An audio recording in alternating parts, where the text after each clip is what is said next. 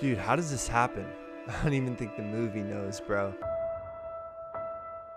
Last night in Soho. I was really excited for this film. It's the first time Edgar Wright's diving into the thriller genre. Is it good? Is it bad? Is it meh? Well, let my facial expressions express to you once again my thoughts on this film. Why? What? If you couldn't tell from those facial expressions, honestly, I was kind of let down by this film. Edgar Wright has made film after film that I have loved and adored. Hot Fuzz is one of my favorite comedies of all time. It might even be my favorite of all time. Dude, that movie is pretty stinking funny, man. I love that film. But no, every film he's made is so stylized, so precise. The writing is tight-knit, it's woven. Everything intertwines and makes sense. It's connected. It's connected, bro. I think he's just nailed the fun comedy movies that he's made. And so this film is really him stepping out of his comfort zone, getting into a place where he can be a little uncomfortable. I don't know why I shook my body like that, but I did. Let's move on. But yeah, this movie has some great Edgar Wright things in it. It tones down the editing, which was interesting, but the cinematography, like all of his films, is impressive and interesting to look at. There's some shots in here where I was like, sheesh, bro. Sheesh. That's a really cool idea for a shot.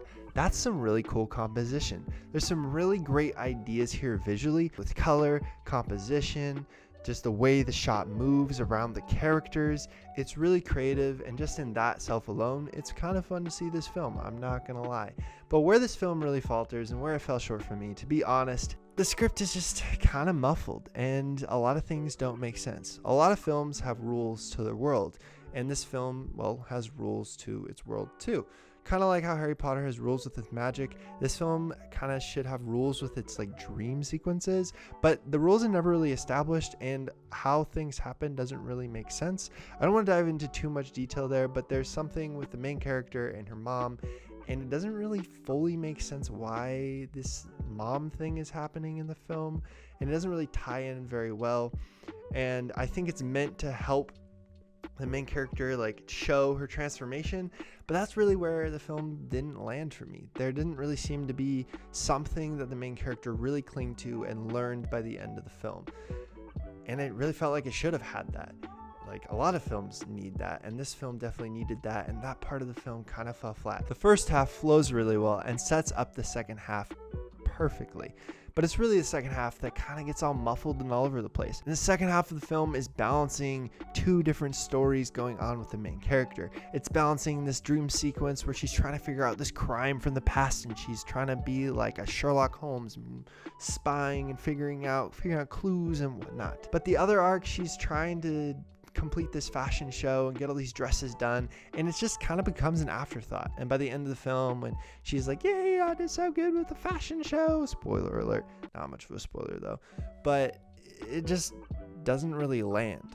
And I just kind of left the theater kind of like, hey, well, I watched it, it wasn't bad, but it wasn't great either. It's definitely worth seeing, I think, if you're an Edgar Wright fan, and you know, if you want to see him dabble in a new territory. And there's some really cool cinematography and some great use of lighting and color and some good performances too, but the script here is just not that strong. Yeah, the writing is just not quite there, man. It gets really muffled in the second half and it just doesn't quite find its way, and certain things just fully aren't explained the way that they should be. At the end of the day, I thought this film was okay. I enjoyed it, but I wouldn't go see it in theaters again. And if I knew it was this quality of a film, I probably wouldn't have seen it in theaters. Last Night in Soho is a well-made film, and you can tell it's made by somebody who knows what they're doing, but it just doesn't feel like it's quite where it needs to be, especially for an Edgar Wright film. At the end of the day, I sadly have to give it this rating. It was fine, I guess, but my popcorn was better. But hey, some people might like it more than me. Did you like it more than me? Are you going to see this film? Let me know in the comments below. And what is your favorite Edgar Wright film? And if not, you've never seen him, you're like, who the heck is Edgar Wright? Who is he? What's your favorite comedy, man? I don't know. You tell me. Anyway, with that being said, thanks again for watching. I love making these videos for you guys. This is only my second review, so let me know if you like these. You guys are awesome. And I hope you guys have a great week. Blessings. Why? It's so hype, I'ma take flight, alright. Would you kinda please give me a like and maybe subscribe if you like? I don't know, but I hope your soul's bitty so cold.